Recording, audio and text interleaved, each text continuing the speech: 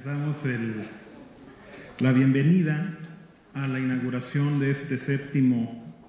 encuentro, este séptimo diálogo nacional por un México social, que en esta versión estará dedicada al tema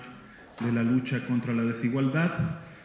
Esta iniciativa, que comenzó en el Seminario Universitario de la Cuestión Social y que retomó a partir de su creación el Programa Universitario de Estudios del Desarrollo, en los últimos años ha sido acogida por la Facultad de Economía y ha contado con el apoyo y la participación entusiasta de la Asociación de Exalumnos de la Facultad de Economía, por lo que me da mucho gusto darle la bienvenida al director del Programa Universitario de Estudios del Desarrollo, profesor emérito de nuestra facultad, Rolando Cordera, a la maestra Elena Sandoval, quien es presidenta de la Asociación de Exalumnos de la Facultad de Economía, y al maestro Mario Luis Fuentes, quien, además de ser profesor de nuestro posgrado, coordinador de la especialidad en Desarrollo Social de esta facultad, es miembro de la Junta de Gobierno de nuestra universidad. Y le pediré a Rolando, Elena y a Mario Luis que hagan uso de la palabra en ese orden. Buenos días a todos. Antes de entrar de lleno al desahogo de nuestra agenda, que como ustedes habrán visto es una agenda bastante cargada, en particular el día de hoy, para terminar a las 7 de la tarde y continuar mañana solo por el mediodía, que será cerrado con la conferencia magistral de nuestros invitados de honor a este séptimo foro del México Social, los profesores Richard Wilkinson y Kate Pickett. Quisiera de una manera muy sucinta recordar y recordarnos algunos de los grandes coordenadas o líneas de pensamiento que hemos ido desarrollando o por lo menos identificando a lo largo de estos 7 diálogos nacionales por un México social. No creo pecar de reduccionismo si les digo que un México social pues tiene que ser, según quienes hemos participado en estos diálogos, y desde luego muchos más que no han participado directamente en los mismos, tiene que entenderse como un México libre de la indigencia, el hambre y la desprotección. Un México también libre del miedo, que es alimentado hoy por la inseguridad explosiva y dispersa a todo lo largo de nuestro territorio físico y mental. Y debe también entenderse al México social como un México que module, aminore y ponga en perspectiva la superación de la inicua desigualdad económica, social, cultural, racial, que hoy desafortunadamente caracteriza a nuestro país. Y esta mañana tenemos que reiterar, como lo han dicho miles y quizás cientos de miles de universitarios en esta Universidad Nacional y en el resto del sistema universitario público y privado de nuestro país, el México social al que aspiramos tiene que ser un México libre de la violencia criminal que nos ha llevado a vivir ya un mes asiago de incertidumbre galopante, de indignación, de reclamo. Afortunadamente encabezado este reclamo de manera en general civilizada y democrática por la juventud estudiosa de México. No podemos abordar las cuestiones contenidas en esta agenda y que les hemos propuesto a nuestros participantes y asistentes, sin insistir, como lo hizo nuestro rector, el doctor Narro, que después de Iguala, nada será igual en México. Y los tenemos que seguir diciendo porque ese Iguala no ha terminado. Y es no solamente un manchón tremendo para nuestra convivencia y cotidianidad, es también un reclamo de reformas profundas, tanto en la organización social como en el funcionamiento de la economía y particularmente reformas profundas en la estructura y funcionamiento del Estado Nacional. Quisiera, aparte de agradecer a la Facultad de Economía y a su director, el doctor Lomelí, y a la Asociación de Exalumnos de esta facultad y su presidenta, la maestra Elena Sandoval, hacer explícito nuestro agradecimiento desde el Programa Universitario de Estudios del Desarrollo también al Centro Regional de Investigaciones Multidisciplinarias, CRIM, dirigido actualmente por la doctora Margarita Velázquez, y dentro del CRIM también a mi amiga y muy distinguida investigadora universitaria, la doctora Lourdes Arizpe, gracias a cuya iniciativa vamos a poder contar mañana con la conferencia de los doctores Wilkinson y Pickett. Creo que debemos establecer hacer explícito este reconocimiento que da inicio, yo espero, pues a una fase que va a ser larga de cooperación y comunicación entre nosotros, desde luego la facultad y este centro tan importante ubicado en la ciudad de Cuernavaca. Bueno, ese es el libro, simplemente para darlo a conocer a quienes no lo conozcan. Se llama The Spirit Level y se pregunta por qué una mayor igualdad hace a las sociedades más fuertes. Y ese es el objeto de una investigación. Quienes no lo han visto y lo vean, lo verán muy pronto, casi desde las primeras páginas, de una investigación portentosa sobre el tema en las naciones desarrolladas del planeta. Para terminar, quisiera leer a ustedes el comunicado que hace unos días dio a conocer el Consejo Técnico de Humanidades sobre los acontecimientos del 26 de septiembre de 2014, que dice así: los integrantes del Consejo Técnico de Humanidades de la Universidad Nacional Autónoma de México, en sesión plenaria del 23 de octubre de 2014, y después de intercambiar opiniones sobre los hechos acaecidos en Iguala, Guerrero, en particular la desaparición de 43 jóvenes normalistas de Ayotzinapa, decidimos expresar públicamente nuestra indignación y preocupación por esos acontecimientos. Estamos convencidos de que la consolidación de nuestra democracia pasa por una investigación exhaustiva de lo sucedido, por el alto a la impunidad y por la adopción de medidas que impidan la repetición de eventos dolorosos y ominosos como estos. Actos como los sucedidos en Iguala nos afectan a todos. Por esta razón, manifestamos nuestra absoluta solidaridad con las víctimas y con sus familiares, vecinos y demás seres cercanos. México vive un momento particularmente difícil que exige de las autoridades y de la sociedad un compromiso con los derechos humanos de todas las personas. Por todo lo anterior y en el contexto de un absoluto respeto a nuestro marco constitucional y dentro de los diversos cauces que ofrece la vida democrática, todos los actores sociales debemos estar atentos al desarrollo de estos hechos y asumir con responsabilidad que no podemos ni debemos ser indiferentes.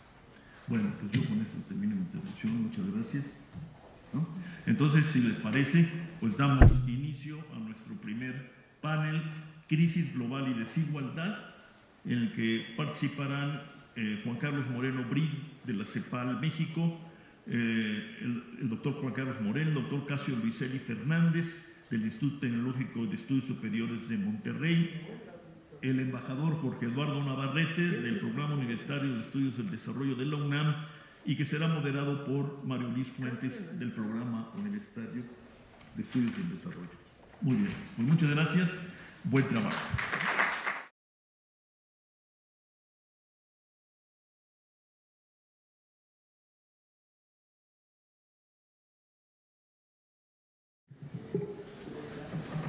Damos inicio al primer panel, Crisis Global y Desigualdad. Tiene asignado hora y media. Nuestros panelistas tienen distribuidos 15 minutos cada uno, para después dar pie a reflexiones, preguntas, comentarios, tener media hora para un diálogo colectivo. Siendo la primera mesa que marca el 7º Diálogo Nacional por un México Social contra la Desigualdad, vale la pena repetirlo, lo decía el curador del PUED. México Social se ha convertido, después de 7 años, en un espacio en los que hemos tenido el privilegio de participar. Tratamos de reflexionar a partir de la crisis, esta crisis que no nos deja de 2007-2008, que nos ha acompañado y que sorprendentemente es parte de esta historia. Recientemente Tim Wolf, que es el editor de Financial Times, nos recordaba que durante 1970 y 2011 ha habido 147 crisis bancarias. Obviamente, la crisis asiática en 97 y 98, la crisis 2007 y 2008 han tenido dimensiones globales. En ese sentido, este panel lo que busca es hacer esta reflexión y, tomando parte de un texto que escribió Enrique Provencio en Configuraciones, esta búsqueda de leer si ha habido realmente un cambio de época, un cambio en esta estructura histórica, o seguimos en una época marcada por la desigualdad, la concentración, la pobreza, la exclusión y la discriminación. Vale la pena recordar, y será parte de las reflexiones que el embajador Eduardo Navarrete nos dará, esta enorme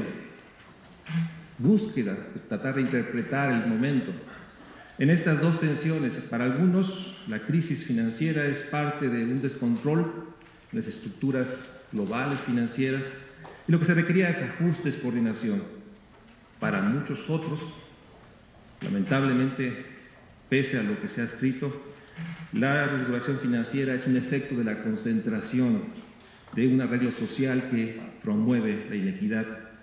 una y otra vez. De tal manera que lo que pensábamos en 2009, 10, 11, este enorme deseo de que había un cambio de época, que éramos capaces realmente de traducir esta sensación de malestar, de que algo andaba mal, en un proceso nuevo, está hoy en discusión. Parece ser que la fractura del Consenso de Washington no ha logrado, por lo menos, no ha logrado generar esta modificación en las relaciones de poder que están atrás de las relaciones de concentración. En ese sentido está la tensión entre aquellos que piensan que es un ajuste nada más del sistema financiero, o esta tensión que hoy parece ser que se vuelve parte del discurso de todos, que es el efecto de la concentración. En ese sentido, es importante, creo que al inicio de un foro como este, es reiterar qué queremos. Lo que queremos es reducir la desigualdad, la exclusión, la inseguridad. Lo queremos decir nuevamente, como lo ha dicho, y será parte de la reflexión de otros de nuestros ponentes, de Juan Carlos Moreno Vid, es de que la desigualdad amenaza la democracia y el crecimiento, amenaza las economías, pero también queremos decir y preguntarnos si en este momento de indignación, de percepción de que algo está profundamente mal en nuestro país, si realmente es posible, y es una de las preguntas que yo haría al panel, realmente una reorientación distributiva en las condiciones actuales. ¿Realmente podemos reformar o ajustar la hiperglobalización para hacer factible el desarrollo y la construcción de los estados nacionales? Atrás de esto hay distintos artículos que han sostenido que ya no es suficiente este cambio tecnológico como el impulso de la globalización, que ya este origen del progreso que se había prefigurado en los 90, 2000 y siglo XXI será insuficiente. El tema es no caer en la parte catastrófica, como Jacques Attali podría decirnos, que esta hiperglobalización está generando el quiebre de los estados, el quiebre de la democracia, el quiebre de las naciones. Y en ese sentido vale la pena reiterar, y por eso va a ser importante, las reflexiones de Cassio Luiselli en términos de la enorme importancia del territorio, es volver a discutir que la degradación económica no es un elemento en sí mismo atribuible hacia adentro de esta dimensión económica. La degradación económica tiene que ver con la crisis de las instituciones sociales, políticas y culturales, como hace muchos años Polanyi recordaba. Y poder entonces enmarcar que este séptimo diálogo social que pone en el centro que nuestro objetivo es enfrentar la desigualdad, no solo regresar a lo fundamental, sino pensar realmente, si en este momento de indignación, como Hessel nos recordaba hace poco, es un momento que podemos realmente hacer el cambio de época que tantos de nosotros queremos y deseamos. Dicho esto, el orden iniciará Jorge Eduardo Navarrete, posteriormente Juan Carlos Moreno Brig y Cassio Luiselli. Tiene la palabra el embajador Jorge Eduardo Navarrete por 15 minutos. Muchas gracias. Manifiesto mi agradecimiento por haberme invitado a tomar parte en este primer panel con el tema de cómo la desigualdad se ha convertido en un elemento de creciente preocupación a escala mundial. Para no excederme demasiado de los 15 minutos de 90 segundos cada uno que amablemente me han asignado, voy a apegarme a unas notas que preparé y tengo aquí un PowerPoint-less que estará a disposición de cualquier persona interesada. Como ya es evidente, incluso de una revisión superficial de la literatura reciente sobre el comportamiento y perspectiva de la economía mundial, ambos afectados todavía por una gran recesión que se niega a ceder y mantiene un crecimiento reptante y muy elevados niveles de desocupación, la desigualdad en sus crecientes manifestaciones, diversas manifestaciones, es ahora tema central de debate de la política económica, tras haber sido relegada y prácticamente olvidada durante los últimos 4 o 5 decenios. En la introducción del Global Monitoring Report 2014, documento conjunto del Fondo Monetario Internacional y el Banco Mundial, presentado en las muy recientes asambleas anuales de estos organismos, ambos subrayaron con diverso énfasis la centralidad de la desigualdad en sus enfoques de política. El FMI reconoció estas implicaciones negativas de los crecientes niveles de desigualdad para la perspectiva de conjunto de la economía global, y el Banco Mundial incorporó específicamente, bajo la forma de promover la prosperidad compartida del 40% más pobre de la población del mundo en desarrollo, el tema de la desigualdad en su agenda central. Antes de las asambleas, hablando en una institución académica de Washington, el presidente del Banco Mundial, Jim Yong Kim, fue un tanto más enfático y directo, como ustedes ven ahí. Podría pensarse que ya era tiempo de que el banco empezara a preocuparse por la desigualdad. Después de todo, fue fundado hace 70 años. Y quizá también por primera vez, un presidente de esta institución apoyó su argumentación en un documento de Oxfam International en el que se señala este hecho sorprendente. Al igual que quienes escuchaban a Kim esa tarde, la riqueza combinada de las 85 personas más ricas del mundo, un grupo mucho menor del que estamos asistiendo a la inauguración de este seminario, tiene una riqueza equivalente a la que corresponde a 3.600 millones de las personas más pobres. Otras dos organizaciones internacionales cuyos trabajos suelen apuntar hacia rumbos diferentes de política económica, la OECD y la UNCTAD, también en estudios recientes han subrayado la necesidad de emprender políticas activas que combatan la creciente desigualdad. En estos trabajos, el énfasis se coloca más en la magnitud y evolución de la desigualdad en el ingreso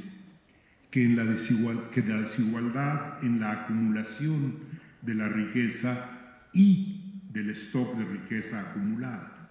pues es relativamente más sencillo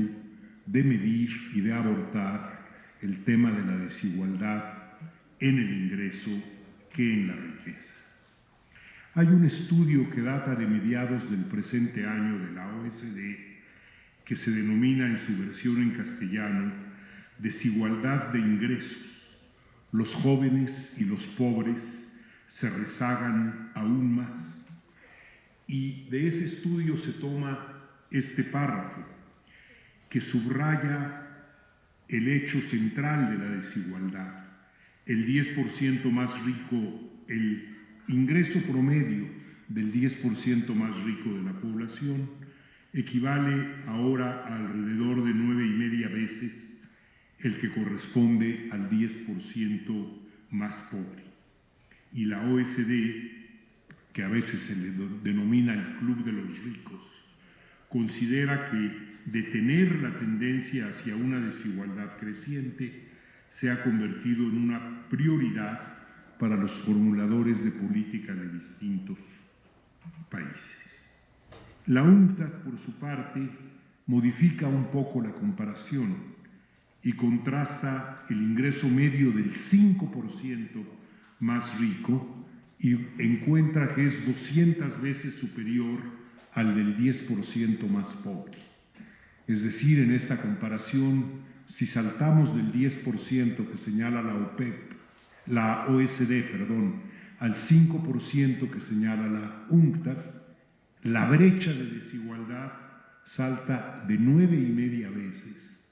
a 200 veces. En sí mismo, ese es un impresionante índice de a qué extremos ha llegado la desigualdad.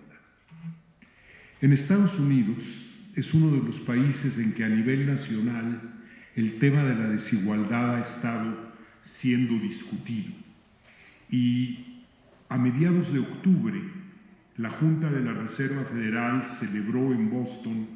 una conferencia sobre oportunidades económicas y desigualdad,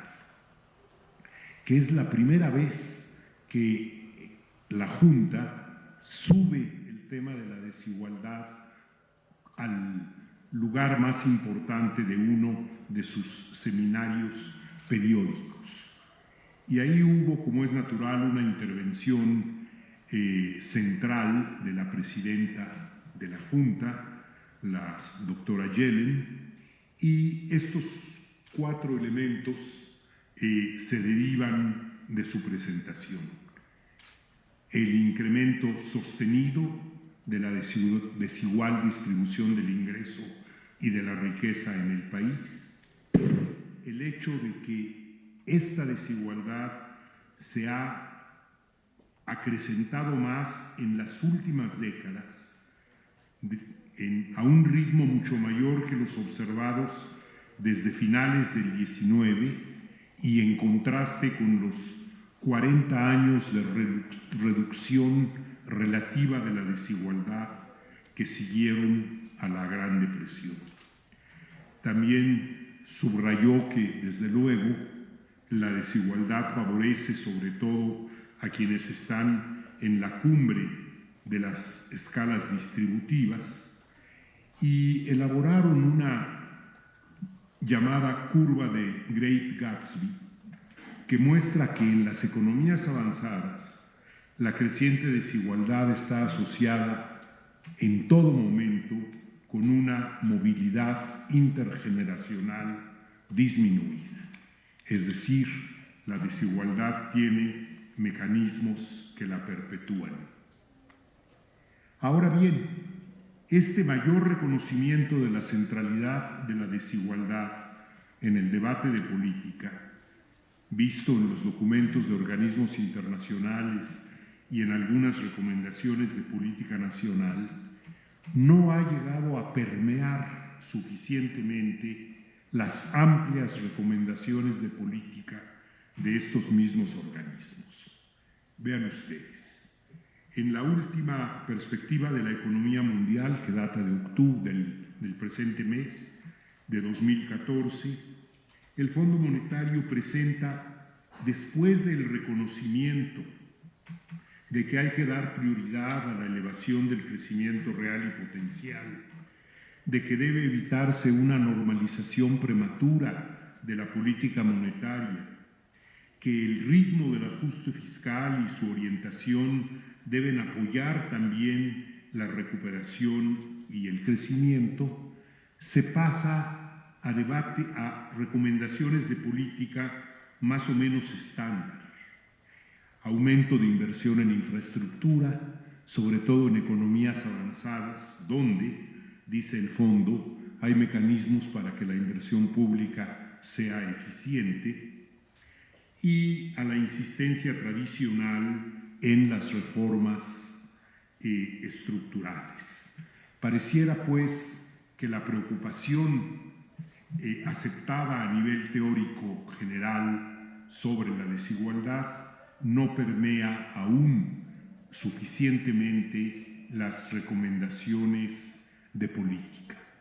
Por cierto, el artículo de hoy de Krugman en el New York Times discute por qué es difícil que haya inversión